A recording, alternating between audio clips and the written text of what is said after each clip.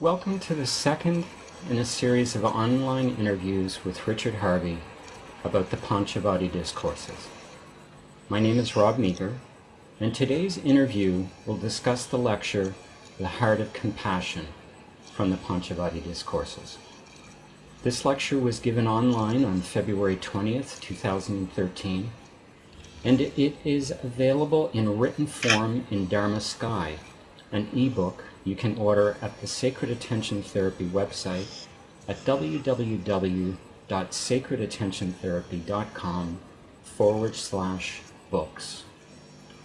You can also listen to the full recording of many other lectures at www.sacredattentiontherapy.com/education. And now a little bit of background about Richard Harvey. He's a psychotherapist and spiritual teacher. His work emerged out of the human potential movement of the 1970s. He trained with many teachers in humanistic and transpersonal approaches.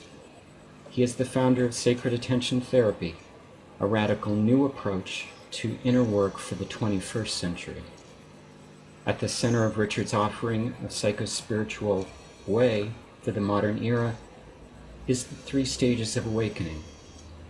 The 3 stages are: first, the liberation of the individual from personal childhood conditioning and patterns of survival.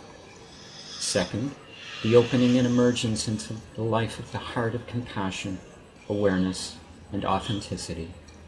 And finally, the sacred spiritual preparation for a genuine spiritual practice of awareness or devotion in realizing the true self within the divine source of being, and the Mahanaman, or disintegration into the heart of reality itself.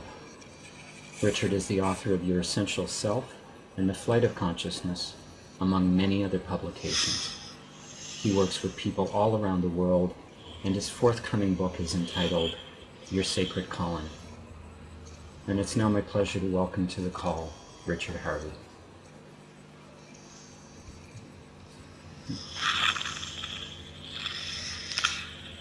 Hello, my friend. Hello. Good to be with you in this way, as always. How are you? I'm well. And you? Good. Thank you. Very well. We're here today to talk about the heart of compassion. It's an interesting lecture. There's a lot, as always, that we could potentially talk about. There is an interesting offering in this lecture about levels of consciousness, and we'll be touching a little bit on that. But I want to begin with a quote about human existence, or the basic assumption of human existence, and this leading into a question. And this is very near the beginning of the lecture.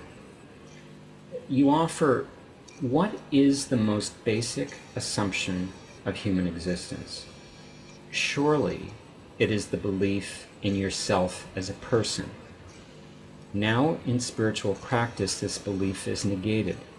Spiritually, you are not a person, but humanly or psychologically, you are.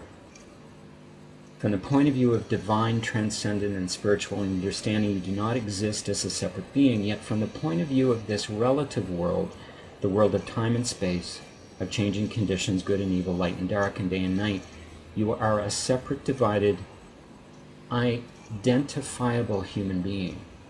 Essentially, it's an us and them situation, and inherently a conflict. You struggle or strive to survive, to exist, to get food and shelter, love and belonging, status and resources to accommodate you and provide you for your needs and desires, and if you are fortunate, for your excesses, your luxuries, and the farther edges of your various appetites. I wanted to ask, what's it like to realize you are not a person, or not a human being?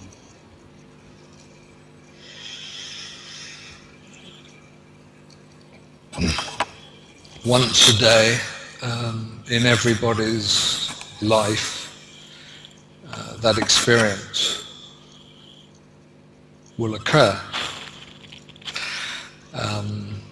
Everybody knows this, and the experience is one of not being caught in dilemma, not being concerned about thinking or feeling or willing or sustaining the physical form, not being afraid, not desiring anything, and not being concerned with duty and responsibility. And that time in everybody's 24-hour day comes in the period of deep sleep. So if you want to connect anybody with that, say to them, recall your experience of sleeping, not dreaming, not the REM cycles, not the turbulence and restlessness from the unconscious or from the residue of the day, and not the middle territory between waking and closing your eyes and becoming un or subconscious, but the period of deep sleep that everyone experiences every day of their life connects us to the divine source. And knowing at least, because I mean clearly you would, most people you'll meet will say, well, I don't know, I don't remember. It happened every day, but there's this one thing, I don't know, I don't remember. And that's when, if it's the right time and if you can pull it off as the guide or the teacher, you say, that's it, you got it. I don't know, I don't remember. So this not knowing and this not remembering is the face of being the divine source that we feel every day from point of view, experience every day from the realm, the relative realm of space and time. This is how it looks to you. And a person will say quite automatically, I don't know, I don't remember. And that you can pounce on and you can say, that's it, you got it. I've come to realize over the past few years that this period of time in this world that we tend to label as sleep, that point in time from when we shut our eyes, seemingly, to that point in time when we awaken, again, seemingly, there's something going on other than resting the body.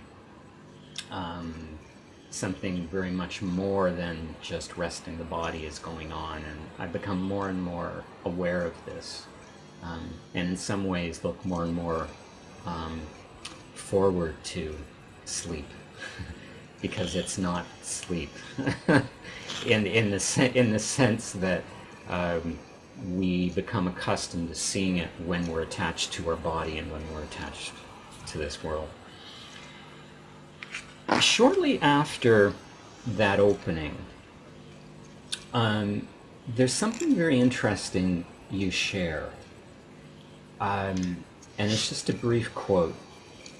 You say, we tend to practice spirituality in a saner way today, not too far out or ahead of ourselves. We feign humility and play down our spiritual accomplishments and don't try to get too full of ourselves or sound off for fear of appearing egoistic. And I wanted to ask, what do you mean by we tend to practice spirituality in a saner way today? In what ways do we practice spirituality today that is saner than the sages of the past? Or am I misunderstanding what you're sharing?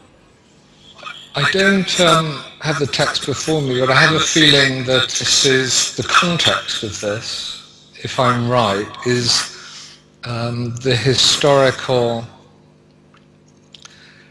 precedent that was set in the time before, shall we say, the dawn of the New Age, so-called, the early 20th century, very late 19th century perhaps, with Krishnamurti and Gurdjieff, Vivekananda, and on, the Yogananda, on through Sri Aurobindo and so forth.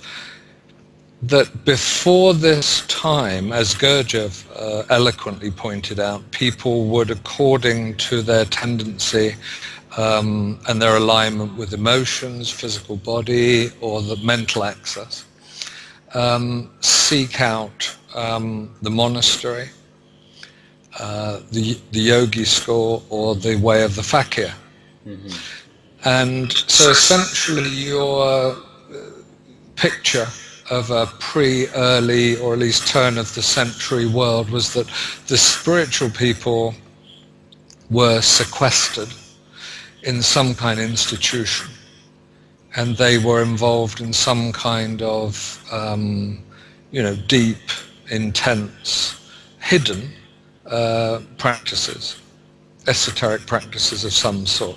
Whether they were or not is another matter, but the overall feeling from this separation was that the spiritual people were kind of getting on with it, and they weren't concerned with the world. Of course, you accrued merit by supporting the church, or the fakirs, or the disciples in the ashram and so on, according to the culture you were in. So that was your contribution, so to speak. And we know that there was tremendous corruption of this kind, at least in the Middle Ages in Europe, through the Roman Catholic Church particularly, of buying merits to up your spirituality in the next life, by contributing more, and all this kind of thing went on. The fourth way that Gurdjieff proposed was really an enormously prophetic inclination of seeing the 20th century and the 21st century. Now you and I, and we know dozens, scores, hundreds of people, we know thousands of people, we're not really quite sure how far this goes out, but we know it's millions of people are now able to practice spiritually, and very seriously, and many to say that spiritual practice is central to their life, more important than anything else. Meditate at home, sing vespers at home, chant at home, mantra at home, to learn and study, and all of these things at home. We no longer need to be sequestered in a kind of secret society. And this is what Gurdjieff called the fourth way, and he said it would bring all of those ways together, the physical and the mental and the emotional, and add this fourth element, which is being in the secular world. So we're involved in paying bills, or raising families, or responsibilities of all kinds, according to our inclinations, various of us, and at the same time somehow pursuing a spiritual life. This is sane because, or perhaps saner, because it conforms to the age of holism, this idea that really dawned again at the beginning of the so-called New Age, which is that you and I are emotional, physical, mental, energetic, soulful, spiritual beings, and you cannot take some part of that out. It's just too intermingled, it's too merged for us to consider ourselves without all of those accoutrements altogether. And there is our wholeness. And so the sanity of the present day way of conducting spiritual life, although it has its own enormous challenges, of course, is that inherent in it is not a fracturedness or an inherent splitness in the psyche, which perhaps there's many stories of acolytes from the monastery or the yogi school, the ashram and so on, achieving higher spiritual states, but as soon as they have returned to the world, being completely ensnared in the desire or fear or both body, being ensnared in it because of having been so sequestered. So isn't there something profoundly sane about being spiritual now in the world? And then there's that wonderful saying, your purpose is to live in the world, but not be of it. Wonderful Sufi saying, I think. Yeah. Yes, wonderful. Yeah. Yeah. Want to share a paragraph again leading into a question that I think many people listening to this will be able to relate to. If nothing else, they're very encouraging words. You share, "Yet we are magnificent. We are light beings, beings of light, which means consciousness, and that is exactly what we are, extraordinary beings of light and consciousness, capable of the most amazing feats and miracles, and our ticket to the other side, to the land of reality, the plane of light and consciousness, where we discover who we are in reality, is paid for with one single coin, and that coin is marked, everything you think you are. For when we have shed that mask, the limitations of thought, an image or idea of ourselves, a suggestion, an assumption, an unreality, it becomes clear to us that we are sacred, creative, wise, empowered, miraculous, gifted, incredibly sublimely multifaceted, engaged in a plethora of worlds, acting simultaneously in multiple realms, staggeringly intuitive, empathetic, and compassionate. But spiritually we are not. We are neither identifiable nor separate, nor definable, nor divided individual entities. How is this? What truth does it convey? How are we to live this essential insight into spirituality?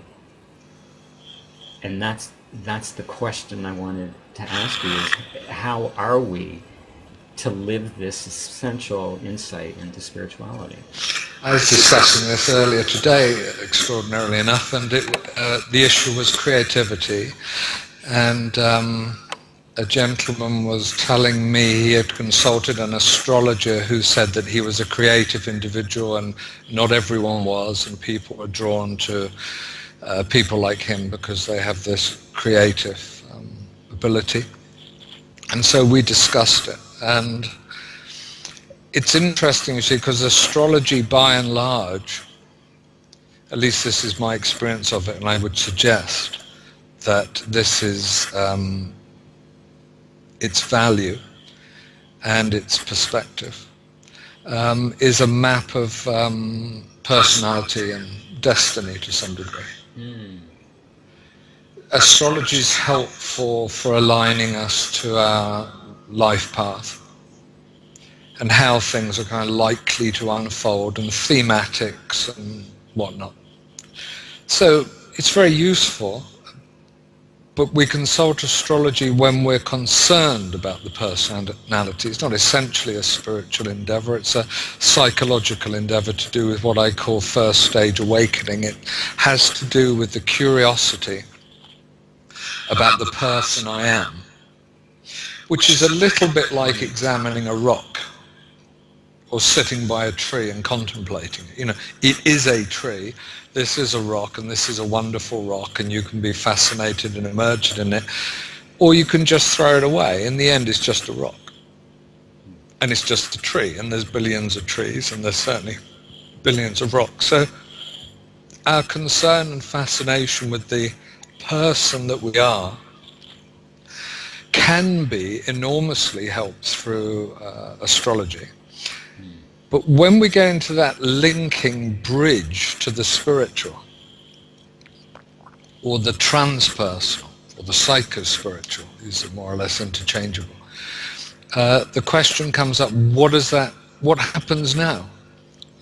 As with everyone asks, you know, what happens spiritually when you've transcended the personality? Are you sort of an envelope? Are you like a box with nothing in it? Are you sort of blank or something like this? And the answer by and large is, of course you're not. You're more or less the same. As long as you're in the body and attached to the body as a human being, you will appear as a human being. There can be no doubt, there's no doubt in my mind, that Buddha, Jesus, if they existed as separate entities in and of themselves, walked the earth as human beings. Not as gods. They did normal human being things. So what's the difference between the spiritually oriented or realized person and the person who's solely ensnared in human beingness, personality and character? And how this relates to our conversation this morning about the creativity that this gentleman undoubtedly participates in was the ability to surrender so that the creative urge could manifest through him impersonally. So that's what it is. So you can always identify the person who's on the psychological side or the ego dilemma side because they're concerned with their attainments, they're concerned with their creativity or their achievements and all of this. And then there's the spiritually minded people who don't think they're doing any of this, because you're not. The reality is it comes through you. And this pertains a little bit to, I think, how we ended the last of these discussions, which was, I said the only thing worth doing is the impossible things. These are the only things worth doing. They're impossible in the sense that I, you, or any individual cannot manifest these things, but if we get out of the way, then everything that I said in that paragraph you just read, which are extraordinary, magnificent aspects of the human being, all of those can be manifested through you, Continuing on with this idea, you share shortly after that, quote, "You and I are not what we appear to be. You and I are not even separate. Even now, I talking to you is spiritual nonsense while being a relative reality. But relatively, time and space is not the deepest, most profound truth. That is reserved for expression by the great realizers. We ask, who are you? Who am I? And they reply, I was never born. I am the light of the world, awake, and I know not."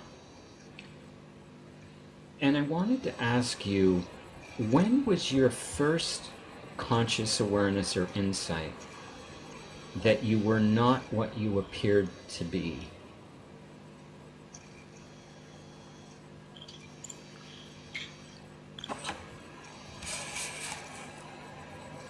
In the early life is my first recollection of it, in the night time and lying in bed and realizing that I was in an unfamiliar sea, as it were. I was in an unfamiliar environment, and I was blessed with a family milieu, an extended family milieu that was very concerned with image and reputation, certainly, but the appearance of things. It was tremendously important. I found my mother and father quite childlike in so many ways, and I simply was disinterested. I wasn't even uninterested, I was just disinterested, because I felt all the time there was a stronger truth, a more powerful truth. And as young people, I suppose, with this family growing up in the 50s, post-war, there was this celebration, really, of plenty of materialism, of image, of popular culture. And because my family wasn't in any way immersed in any ancientness, any religion, or even classical music or art or any of these things, which may have helped me, there was only this very ungrounded high regard for how we looked, how we smiled, how we appeared, how we came over. Personality, I think, was the god, largely. Mm-hmm. You had to look happy. I've come to understand it more since. I think that in the Second World War was, I'm sure or either of the world wars, but the Second World War, I'm sure, was a time of, maybe you only survived it by maintaining a buoyancy somehow, you know, somehow rising above it, because it was probably too awful to assimilate, to really experience. You know, your loved one had died, your relative had died, your father, your son, your brother were out there somewhere. They may or may not come back. You know, thousands of people weren't coming back, and terrible things were happening, and people were coming back maimed and disabled, and you know, all these terrible, terrible things. And of course it was a time of great poverty, regardless in a way of if you had any of your class or if you had money, because things were rationed. And so perhaps in many ways it was this is my understanding and my way of forgiving and feeling compassion, and just what were those extraordinary circumstances like. But to be a little kid in the 50s and to want to be natural and to want to cry and to want to rage sometimes, and also to be creative and want to have some foothold for questioning and for some depth of experience. You know, a smile and being buoyant just didn't make it in my life anyway. It just wasn't enough. And that went on for some time in my life. But in my 20s, this was really the second time, in answer to your question, that as the masks all came off, there was this definite experience that I am not anything I can think of, that I am. I realized quite soon on in my early psychospiritual work as a seeker, that really there was nothing that I was going to think that I could hold on to anymore. And I learned that really very quickly, and it was terrifying.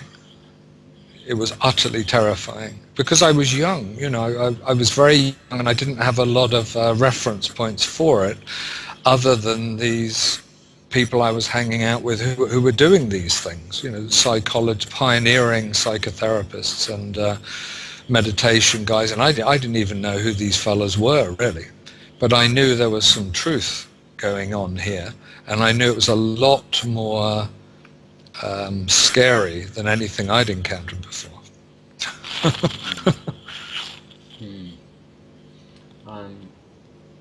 Thank you for clarifying that it was your second. I'll use the word foyer into the inner journey. The first being that child, you know, adolescence, 12, 13, 14, but then in your early 20s when you began to immerse yourself in the inner work, that this awareness of we're not what we appear to be became more clear to you, and thank you for sharing that and clarifying. Just to add to that, though, it was way before 12, 13. I mean, it was really, really young. It was, you know, that I first remember. I'm talking about 3, 4, really, really young. And it recalls a wonderful line by the poet Rilke, where he says, "Do not think there is more than can be contained in childhood," which is a curious line. Do not think there's more than can be contained in childhood. And that was the truth. That's my life. So when I heard that line, I knew it immediately. I knew it was a somewhat opaque, esoteric line, but you know, it's Rilke. But it spoke to me enormously. And I thought it was a confirmation that I had it that young, that I knew. You see, not something, but knew. And it is, going back to a previous question today, it is that something that's unspeakable and unidentifiable, that has no perspective, you experience in deep sleep. The divine source. You were given a gift very early in life. I was born with that gift. Yeah. About a third of the way through the lecture, you begin to talk about levels of consciousness. And this to paraphrase the title of the lecture, The Heart of Compassion, actually this stages of consciousness kind of forms the heart in terms of where it is sequentially in the lecture. And you begin this portion of the lecture talking about, the first level is the realm of appearances. Here you are completely involved in what you see and experience without questioning, searching, or aspiring to anything else. Not too many people today are exclusively in this realm you share. I think you're being generous, but I'll come back to that. The second level of awareness is identifying with roles. Here you become a father, a lawyer, a racist, a cook, and other examples. The third level, and I'll remember people who are listening to this, you offer 7 levels, but you begin with first 3. The third level of consciousness is one where we are questioning, exploring, trying to find further satisfaction and fulfillment in life. So again, just a really quick summary. The first level is the realm of appearances.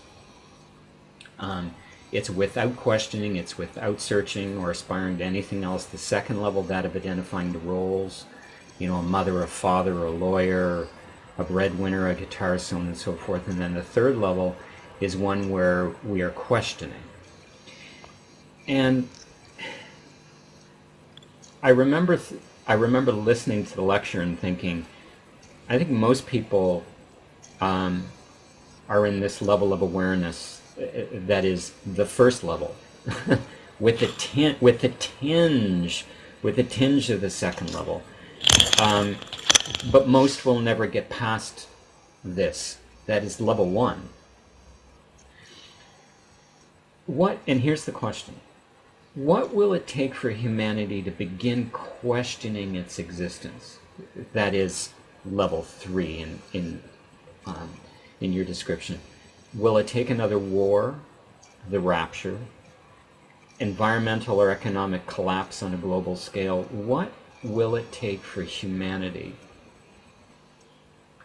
for that critical mass, to begin questioning its existence?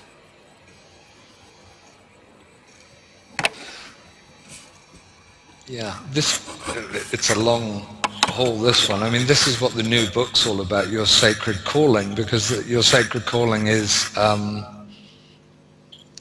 in a sense, my manifesto of saying, look, it's a manifesto. If we don't pick up on the atrophying of the sacred rituals and esoteric spiritual teachings, they could be lost for good. We've lived unintelligently for so long. One of the things we haven't noticed is that they are slipping away. And there's no better way to conceal and ultimately entirely lose something than to subsume it in some way and then dress it up in some kind of other way and then regurgitate as a shallow, superficial form of itself. And I'm saying this, one, because it's partly an answer to your question, but also humorously as an aside, because I think that at the time I was playing down maybe not that many people are so concerned with the realms of appearances, is that I've sometimes been accused of being overcritical about the so-called spiritual predilection in modern times. And I am. I mean, let me just be really clear. Most of it isn't worth looking at, by far. Most of it is highly derived, by far. So you may just as well go back to the source text and then have a look at it from your own point of view. Individual perspective is never going to be what spirituality is about, but your own search and understanding is, without a doubt, a note in the symphony. It's absolutely essential that everyone consider at least their responsibility to find their own way to truth.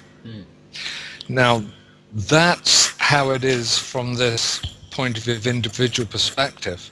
And when you start to feel, as I think we're all bound to, fairly incredibly negative and despairing about this, and ask these questions like, what's it going to take for 8 billion, what is it now, 8 billion, 8.5 billion nearly, people to do it, you think, well, forget it. Until you go through the looking glass, as it were, or you steer over the bridge, you come around to this other side, and you look at it from point of view of beyond advata vedanta, in which I am not anyway. I'm never born, never died. There is no individual, we're just droplets of water back in the torrent and what have you. And then you realize that it isn't a case of numbers at all, that was an illusion of the relative world. So what I'm saying is you maintain a perspective that says, what can we do with, I forget the numbers, but let's say it's 8 billion. What can we do with 8 billion separate consciousnesses for, it's quite a comic sort of idea, isn't it? 8 billion separate consciousnesses in their own unique search that is going to comprise a symphony of humanity's awakening. What an extraordinary idea. And you can only get romantic about it. And you then face the fact that in your own lifetime it's not going to happen, probably not the next generation, etc., etc. And anyway, the sacred rites are atrophying. But here's the good news about it. Turn the figure around. How many people does it take? Because there aren't 8 billion people anyway from a spiritual perspective. That's merely an individual perspective. So the questions are worth asking, and the progress, the evolution of humanity towards peace, tolerance and cooperation in the world in this time is an important issue.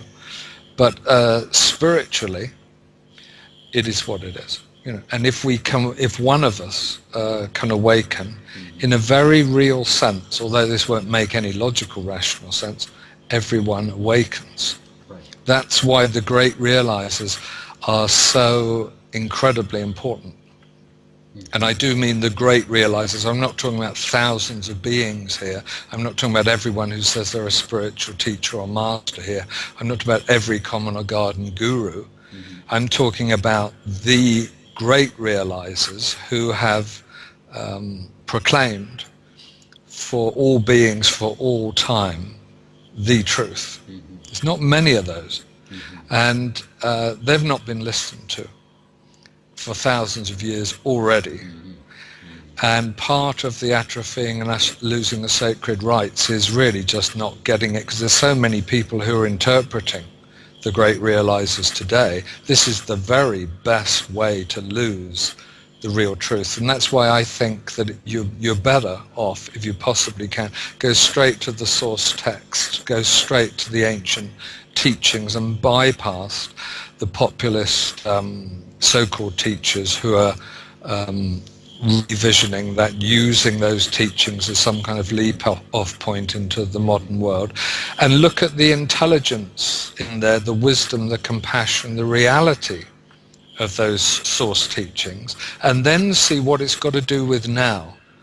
And in my way, and I do proclaim it's a humble way, in a very humble and a small start, what I'm trying to do is to take the ancient teachings of truth and reality. These are the only ones that matter, the only ones that ever mattered to the great realizers anyway. And to say, what do we do with that here in a time of outstanding ignorance?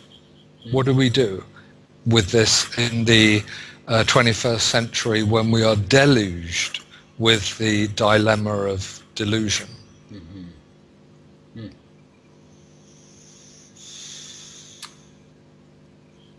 With the few minutes we have left, I want to take the opportunity to summarize for those listening who are curious about these 7 levels that you share in the lecture.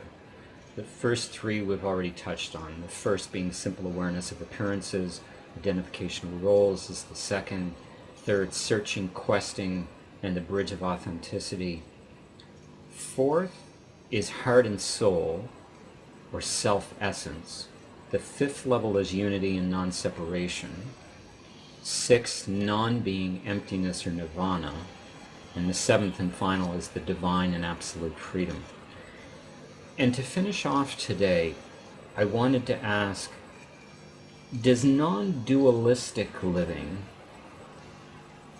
come at or as one crosses one of these levels? So, 1 being the simple awareness of appearances, 2 identification roles, 3 searching questing, 4 heart and soul self-essence, 5 unity and non-separation, 6 non-being, emptiness and nirvana, and 7 divine and absolute freedom. And when does non-dualistic living come into these levels? Is it somewhere between heart and soul unity, which is 5, and 6 non-being? No, it's very solidly level 6. It's a level of non-being. It's seeing through the world in its illusion and seeing the state of nothingness. Hence the Advaita Vedantists use a technical term, or the non-dualists then talk in terms of never born, never die. You know, I am not, I am that, I am the totality. The Atma is Brahman, and so on and so on. In other words, there is no reality to you as an individual soul other than your identification with Brahman or the totality. You're everything. I am everything. Simultaneously, we are everything. This world of appearances has no reality other than its totality. Mm-hmm. So death is not real, neither were you born. And being is not an individual business either. So what happens in Advaita Vedanta or non-dualist, I propose, is the circle with nothing in it, of the ox herding pictures of Zen. It's a pre-final enlightenment condition. Because we talk because we don't need to do anything else about it, about enlightenment or samadhi or satori or akencha or awakening or whatever, without really shuffling these things around and saying, is a samadhi, a satori, or an awakening or enlightenment experience, or what is it? Or do I have one every day? Or do I, as I said at the beginning, everyone has it every day in deep sleep. But is that samadhi? Is that satori? Is that whatever? It turns out that samadhic states have a certain kind of hierarchy, if you will. And one that's very close to the top is the non-being state, or the non-dual state, when everything has gone. Either everything is included or everything has gone. In the Vedanta it's called neti, or the Mahavakya, which means I am that. Mm-hmm. So either of those, incorporating everything or rejecting everything, will lead you to the same place beyond self, but beyond even this manifestation, and now there's nothing. Now, the many great spiritual masters reach that state, and there's a great propensity for that teaching today, and of course it's scary as hell to a lot of people, because it's really, you're nothing, this is nothing. Happily, it's not the end. Even the ox herding pictures said that. But should we leave that cliffhanger? Yes. And the next time, I'm just flipping through the manuscripts, the next time we come together, we'll talk about how the soul is born into the world, and it is part 1 of 3 parts about how the soul is born into the world. And I won't give any clues, or I won't give away anything. We'll come together again and begin that exploration. So, thank you. Thank you, Robert. Thanks for your questions. Thank you. Bye-bye. Bye now.